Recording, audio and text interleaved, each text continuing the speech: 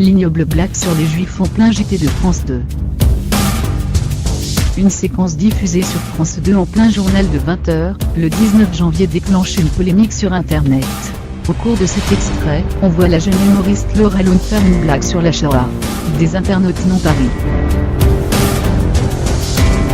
Quel est le point commun entre les juifs et les baskets? On en trouve plus en 39 qu'en 45.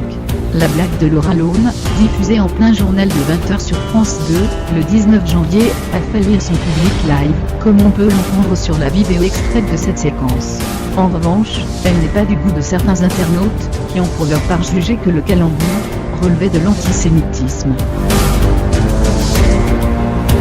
Hasard du montage? Dans le reportage, juste après cette séquence, la jeune humoriste apparaît dans sa loge et livre ses petites recettes secrètes pour susciter l'hilarité du public. Je n'ai jamais de volonté d'être trash pour être trash. J'écris des choses qui me font rire, et puis je vois ce qui vient et je teste devant les gens pour voir s'ils rient aussi ou s'ils saignent des oreilles et en fonction, j'adapte. Elle triomphe dans son spectacle, mais des internautes appellent au boycott.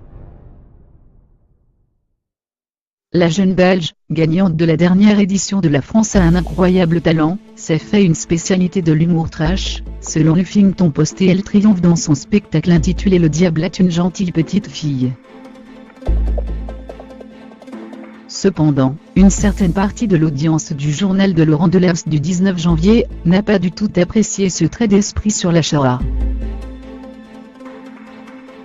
Dans sa chronique pour le Figaro Vox, Gilles William Goldnell a notamment évoqué une faute impardonnable de la part de France 2, et comparé le traitement médiatique réservé à cette saillie avec la polémique déclenchée par la blague de l'animateur texte sur les violences faites aux femmes.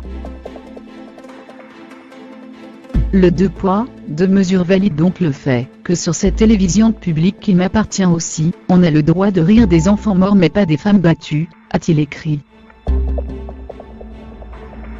L'avocat et président de l'association France-Israël a également estimé que pendant que l'on célèbre l'audace d'une humoriste femme au moyen de la violation du plus grand des tabous, on vient comme un malpropre un beauf bien blanc pour avoir osé plaisanter sur le tabou idéologique du moment.